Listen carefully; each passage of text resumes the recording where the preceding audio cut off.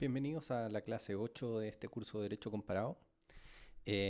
Como les adelanté al final de la clase anterior, lo que vamos a conversar hoy día, por lo menos lo que les voy a exponer, em, son las críticas al método funcional. Como vimos en la clase anterior, el método comparado representa un desafío mayúsculo y hay una serie de problemas metodológicos detrás. Vimos un conjunto de preguntas. Antes de entrar al método mismo, siendo el problema de la comparabilidad uno de los principales de ellos. Y distinguimos entre macro y micro comparación, y cuando hablamos de micro comparación llegamos al método funcional, el cual se basa en el principio de la funcionalidad, obvio, y por muy absurdo que suene. Y el principio de la funcionalidad se basaba en dos aspectos. El primero era que lo único que se puede comparar en el ámbito del derecho son cosas que cumplan una misma función social. Y el paradigma que acompaña esta frase es que el sistema jurídico de toda sociedad enfrenta esencialmente los mismos problemas, los resuelve por medios muy diferentes entre sí y a pesar de todo obtiene resultados similares. Esa es la base del principio de funcionalidad y vimos que se dividía en 5 pasos. Esa era la receta para hacer nuestro caldillo de derecho comparado y fuimos paso por paso revisándolos y ahora nos toca criticarlo. Eh, la primera crítica es la presunción de similitud. ¿Okay? Esto Alessandro Soma eh, es muy crítico del método funcional. Dice que los distintos sistemas jurídicos prescriben soluciones idénticas o muy similares, aún en los detalles, a los mismos problemas de la vida, pese a significativas diferencias en historia, estructura conceptual y estilo de operación. Eso es lo que dice Schweiger y Kotz en su texto. Alessandro Soma dice, a ver, paremos un poco. Este paradigma de las soluciones idénticas, a pesar, imagínense, incluso diferencias en historia, estructura conceptual y estilo de operación, es un poco dudoso. O más que un poco dudoso, es falso. El paradigma de la funcionalidad, donde dice que todos llegamos a la misma solución, es muy artificial. Eh, Hay muchísimas formas en las cuales uno puede destronar esta, este paradigma, o por lo menos cuestionarlo, porque vemos a lo largo del mundo que hay distintos problemas sociales, ni siquiera que todos nos enfrentemos a los mismos problemas sociales, probablemente incluso en las mismas comunidades. Si uno, si uno hace la gran recorriendo Chile, el Perico trepa por Chile, o no sé, si ustedes lo quieren poner más en términos modernos, un Pancho Saavedra, y va recorriendo Chile y uno probablemente va a ver de que los problemas sociales que tienen en un extremo y en el otro son bastante difíciles, o sea, muy distintos. Imagínense ahora en otros países que tienen más población, que tienen una historia distinta, o que tienen una estructura conceptual del derecho distinto. Y después pasan a la segunda fase del paradigma, que es decir, todos tienen los mismos problemas y además todos llegan a las mismas soluciones, es por lo menos, por así decirlo, es una propuesta bastante arriesgada. Y la crítica fundamental al método funcional es la presunción de similitud. Y ya vamos a ver otras críticas que se suman a esto y que tienen que ver casi con lo mismo, pero cuesta pensar de que en un mundo tan diverso, donde existen miles de millones de personas, todos tengamos una uniformidad tal. O sea, de verdad, eh, cuesta imaginarse que todos tengamos los mismos problemas o que todas las sociedades tengan los mismos problemas, a pesar de los vaivenes de la historia, la economía, la geografía, etcétera. La segunda crítica al método funcional es este concepto cuando habla de desembarazarse, de salir del sesgo, de despojarse del contexto. y que lleva también al concepto de derecho apolítico que tiene Swigert y Coates. Y que recuerda un poco la idea de este derecho que es producido así casi por inteligencia artificial, o por lo menos con estos juristas de batas blancas y barbas largas, que están alejados del mundo terrenal y que se dedican a producir un derecho eh, libre de cualquier intervención, libre de cualquier, eh, por lo menos de cualquier esencia o intervención cultural, influencia o sesgo, algo 100% objetivo. Algo que se marca mucho en el concepto de ciencias jurídicas, donde vemos al legislador como este tecnócrata que produce reglas de una manera no política, sino que muy objetiva, y es una regla objetiva para todos. La crítica al método funcional es esa, de que a pesar de que existe muchísima subjetividad, te obliga a hacer un ejercicio al comparatista que no sé si estamos preparados y no sé si también es útil. Despojarse del propio sesgo del comparatista de repente puede ser útil para evitar preguntas tendenciosas como las que veíamos en la clase anterior.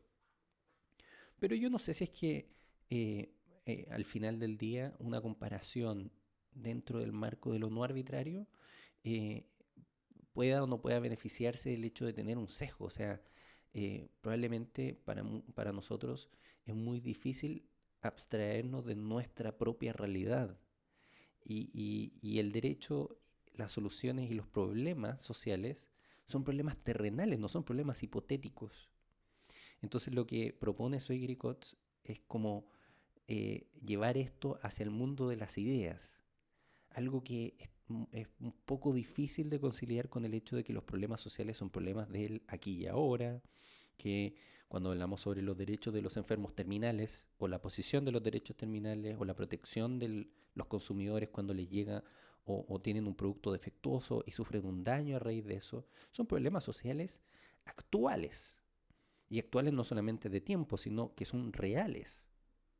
Entonces, eh, ir hacia un sesgo donde hablamos de las soluciones de manera eh, despojada del contexto resulta, no sé si difícil, pero de repente imposible para el comparatista. Uno no puede dejar de ser chileno, no puede dejar de tener la edad que tiene, a pesar de que pueda empatizar con otra edad, etcétera. Y también no sé qué tanto valor tenga esta liberación del sesgo. Dice, a pesar de que, o sea, uno puede usar fuentes extrajurídicas, el resultado final que se está buscando es que esté desprovisto de aspectos políticos, religiosos o aspectos subjetivos. Pero en verdad, en la comparación, el jugo de la comparación también está en lo extrajurídico, en lo político, en lo religioso. Gran parte, hay muchos problemas sociales que provienen de la política y que provienen de la religión. Entonces, la crítica es por qué separar eso en pos de este llamado a la ciencia universal, el del derecho universal, perdiendo un poco la individualidad, que es algo que aporta muchísimo valor en la comparación. Probablemente la comparación que hace el profesor es muy distinta a la comparación que pueden hacer los propios estudiantes.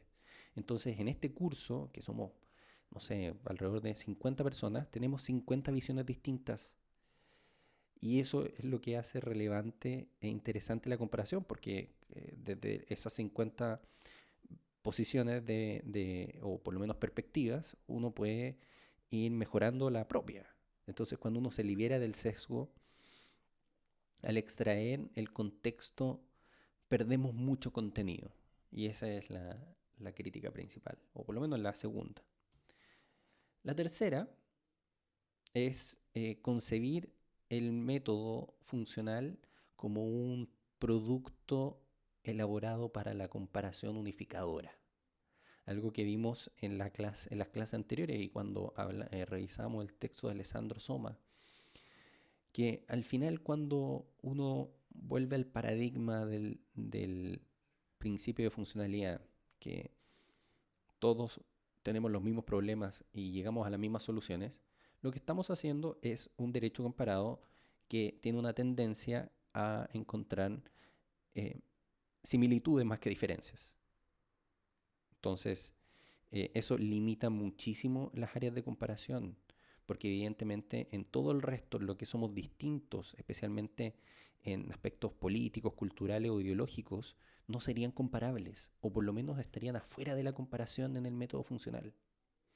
Entonces, los autores, Alessandro Soma, por ejemplo, dice, bueno, esto es como, más bien es útil para derechos como el derecho del mercado, algo un poco más capitalista, el derecho comercial, las corporaciones, porque lo que te permite es tener un estándar común, pero también te deja de lado todas aquellas diferencias y deja de lado el 50% de la comparación, que es encontrar diferencias. Y recuerden, encontrar diferencias es crear identidad. Crear identidad es definir. Y si volvemos a Descartes, definir es existir. Entonces, cuando uno borra el 50% de la comparación, lo que está haciendo es eliminar o por lo menos desconocer la existencia de todo un mundo que habla sobre pluralismo e identidad. Y esa es otra de las críticas al método funcional. Y hay otras que son también igual de relevantes y que también apuntan a aspectos más bien procedimentales del método. Una, por ejemplo, es la confusión respecto de qué es la función social. Porque, ok, imagínense en un contexto en el que idealmente el profesor se transforma en un androide, no sé si el 15, el 16 o el que sea, llega a la Tierra y empieza a determinar cuáles son las funciones y los problemas sociales en base a este ente, se transforma en un ente libre de sesgo. El profesor se despoja de su camiseta de Colo Colo que tiene por ahí tirada, se despoja de su cédula de identidad chilena, se despoja de todas aquellas cosas que lo hacen el profesor y se transforma en este ser incólume, inmaculado, libre de sesgo. El problema con eso es que cada vez que, incluso si es que estamos en ese escenario y nos liberamos del sesgo, anterior a eso existen dos determinaciones que probablemente también tienen mucho sesgo y también son muy subjetivas, que es cuál es la función social que cumple algo y cuál es el problema social que está tratando de solucionar. Entonces, en la etapa previa, antes de los pasos 1, 2, 3, 4 y 5 del método funcional, existe una confusión respecto de qué es qué, cuál es la función que tiene algo. Y en eso podemos tener muchísimas discusiones respecto de cuál es la función que cumplen determinadas reglas en el derecho chileno. Y podemos tener no solamente desencuentros, sino también podemos confundirnos, podemos creer de que en verdad apuntan hacia un problema, pero cuando lo que estamos viendo es otro problema el que está solucionando. Entonces, en esa definición que es previa al proceso de comparación, puede existir no solamente confusión, sino también presencia de sesgo. Entonces, en este mundo incólume e inmaculado de Schweigert y Gotts, del método funcional, ahí hay una crítica súper grande, porque uno debiese ser capaz de explicar cuál es o cómo llegó a determinar que esa era la función social, identificarla y cuál era el problema social. Y aportar, una vez más, explicando, no extrayendo el sesgo. Bueno, esa es una crítica principal también al método. Otro es que, como veíamos en la número 3, se desperdician muchísimo los resultados en la diferencia, no en la similitud, sino que imagínense todas estas conclusiones que podemos ver no solamente de llegar, de ir viendo todos hacia la misma solución, cuando hay mucho valor en ver la pluralidad, la multiplicidad de soluciones y compararlas y ver no solamente cuáles son mejor que otras, porque probablemente, ok, en el caso que todos tengamos los mismos problemas sociales, puede que esos problemas sociales se deban solucionar de maneras distintas. Entonces, al hacer una comparación basada en diferencias, lo que me permite no es encontrar la mejor solución, sino que me permite encontrar un catálogo de soluciones de las cuales yo puedo elegir no la mejor, sino que la que mejor se adapta al problema social que yo definí. La crítica número 6 habla sobre el uso del vocabulario especial que en el libro de Schweikert y Hotz hacen tanta alusión. Dice que hay que crear una sintaxis y un vocabulario especial porque hay palabras que, según lo dice el libro, están como amañadas, ya están contaminadas con nuestro sesgo, entonces hay que dejarlas de lado. Por ejemplo, términos como la tradición, los bienes inmuebles, cosas que nosotros hablamos, esas habría que sacarlas e inventar un nuevo lenguaje que permita dar una comparabilidad entre las distintas soluciones. Una crítica al método funcional es que si uno hace eso, imagínense si ya era difícil entender la terminología jurídica de un país. Después vamos a otro país a entender y tratar de explicar la terminología jurídica del otro país. Y además de eso tenemos que crear un tercer vocabulario que es el de la comparación. Y volvemos también en la clase 6, creo que era, que conversábamos sobre este esperanto jurídico, una solución a las barreras de quién puede comparar. Bueno, si llegamos a este como esperanto jurídico, un idioma neutro, donde todo lo abarca y que no tiene sesgo, eh, para la persona común y corriente el derecho ya pasa a ser algo, o sea, unos y ceros. O sea, en verdad existiría una desconexión que en ningún caso es recomendable entre la sociedad y el mundo jurídico, porque ya estaríamos hablando en dos velocidades más allá, o sea, en un lenguaje que ya no solamente es la terminología jurídica propia, sino que además tendríamos que subir otro escalón, aprender otro vocabulario para recién entender cuál solución es mejor. Entonces, si volvemos a la crítica anterior, eh, ya ir a buscar la mejor solución sería como subir el monte Everest. Además de que es bien difícil llegar, uno se encuentra con muchísimos obstáculos. Solamente algunos podrían llegar a la cúspide, aquellos que conocen la terminología jurídica, que son capaces de manejar la terminología jurídica de otros países y además entender esta nueva terminología jurídica para llegar ahí a la cima, a la cima, a la cima y ver en la luz de la solución, la mejor solución para los problemas sociales. Y eso en verdad, no sé si existirá un superhombre jurídico que pueda escalar el Everest, probablemente este profesor moriría en el primer intento, o se sacaría una foto y la pegaría con Photoshop en alguna parte, pero no sé si es muy útil también de, eh, plantear tamaña aventura para algo que debiese ser algo un poco más fácil, ¿no es cierto? Si vamos a reemplazar la experimentación por la comparación, no debiese ser un club exclusivo de aquellas personas que manejan cierto vocabulario, ¿no es cierto? Y finalmente hay otra crítica que es el excesivo eurocentrismo que se extiende desde el libro, desde Schweikert y Hotz, a todo el método. Que también se extiende también a los profesores de Derecho Civil y profesores de Derecho Procesal y Penal, como este afán que tenemos de ir hacia los textos clásicos. Y eso es algo que también el mismo método funcional nos ha inculcado y nos ha inyectado un poco de ver nuestra influencia en la historia. Y claro, es cierto, o sea, tampoco podemos negar de que a Chile llegaron los españoles y españoles intentaron, impusieron su derecho y que muy poco es original, pero eso probablemente puede ser cierto en cierto grado. Hay originalidad en cada uno de los países.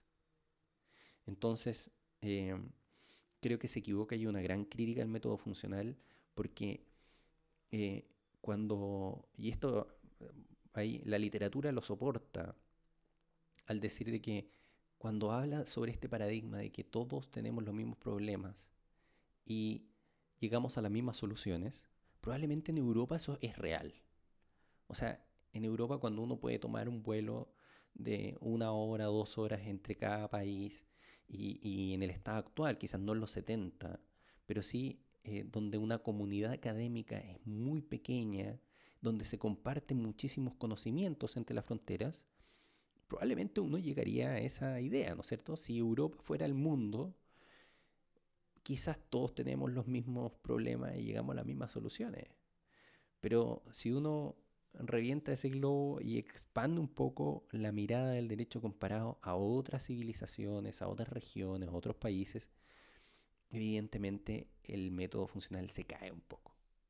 Y eso habla también del eurocentrismo que tiene en el derecho comparado. Eso es innegable. Y Swigert cuando hace esta distinción entre los modelos los sistemas jurídicos afiliados y los originales y clásicos, algo que, claro, probablemente tendrán mayor o menos influencia, pero eso no significa que las soluciones de España o Portugal, como decía el texto, no sean ni siquiera dignas de revisar. O sea, probablemente no hay nada más lejano a la realidad que eso.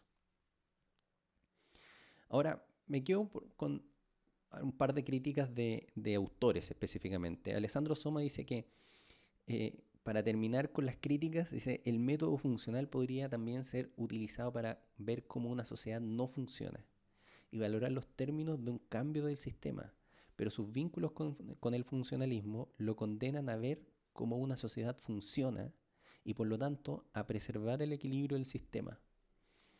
Dejo para el final esta crítica porque también se reproduce en otros autores que dicen, mira, al final aquí lo que está escondido detrás no es el tema de la función social ni de algo bien práctico de encontrar soluciones, sino que aquí, chiquillos, seamos sinceros, y esta cuestión lo único que está haciendo es perpetuar las mejores soluciones de lo ya existente, pero no un cambio ni tampoco una innovación en las soluciones, mucho menos en un cambio del sistema. Entonces, el método funcional es como un lover del sistema actual, del status quo. Y eso es algo que también Gunther Frankenberg eh, señala en uno de sus artículos. Este profesor dice, la etiqueta de neutralidad del viejo canon del funcionalismo es uno de los principales problemas innatos.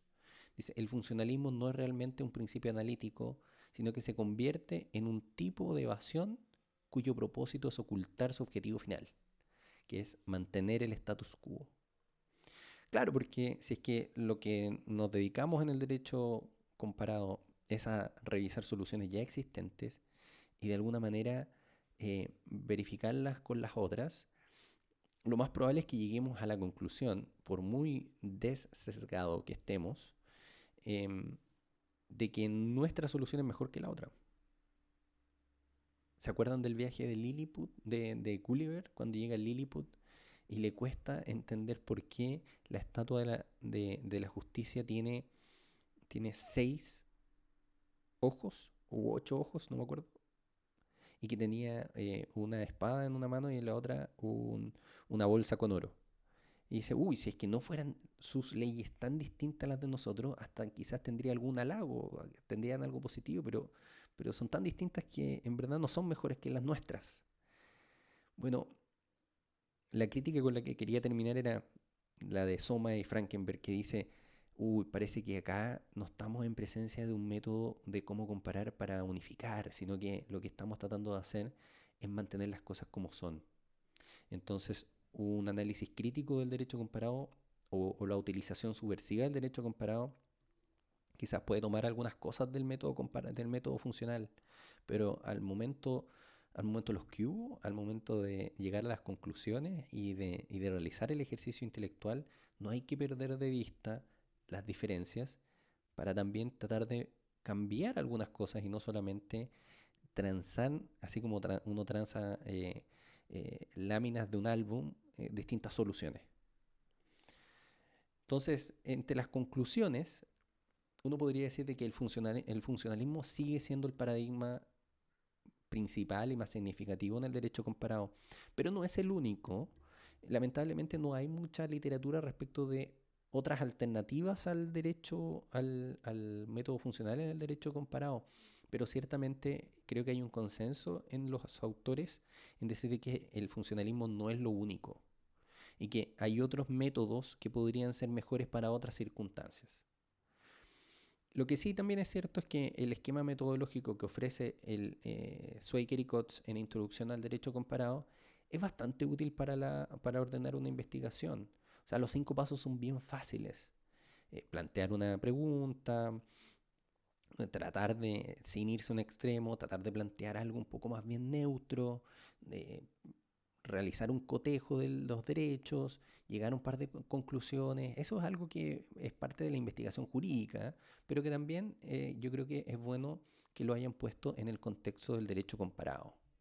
Pero algo que sí no podemos dejar que nos pase, o por lo menos no nos podemos ver coaptados por un imperialismo metodológico, es decir, aquí así como en El Señor de los Anillos, un método para regirlos a todos. Creo que el derecho comparado tiene esa posibilidad y abre un espacio para el debate y la discusión, que plantear un solo método para todas las comparaciones probablemente eh, no solamente es equivocado, sino también contraproducente para obtener los mejores resultados del derecho comparado. Y eso es algo que vamos a ver en la clase subsiguiente de cuáles son los fines del derecho comparado. Probablemente si es que atamos al derecho comparado simplemente al método funcional, según lo que dijo Sweken y Kontz, hay muchas otras funciones y usos que probablemente no serían tan óptimos o no los aprovecharíamos como los podemos aprovechar. Entonces, ante eso, al imperialismo les decimos go home. Así que con eso terminamos la revisión del método comparado. En la próxima clase vamos a hablar sobre em, algo un poco diferente y que hay algunos textos de derecho comparado más modernos que se refieren a ellos, pero es algo que vivimos todos los días, que los vemos en los diarios y probablemente que ha modelado nuestra forma de pensar política y económicamente, que son los indicadores. Eso es algo bastante interesante y vamos a ver qué diantres tiene que ver el derecho comparado y los indicadores y cómo puede ser de que de repente no estemos prestando atención a las cosas que realmente valen la pena. Especialmente cuando no vemos cómo se hacen los indicadores y cuáles son sus consecuencias en los países.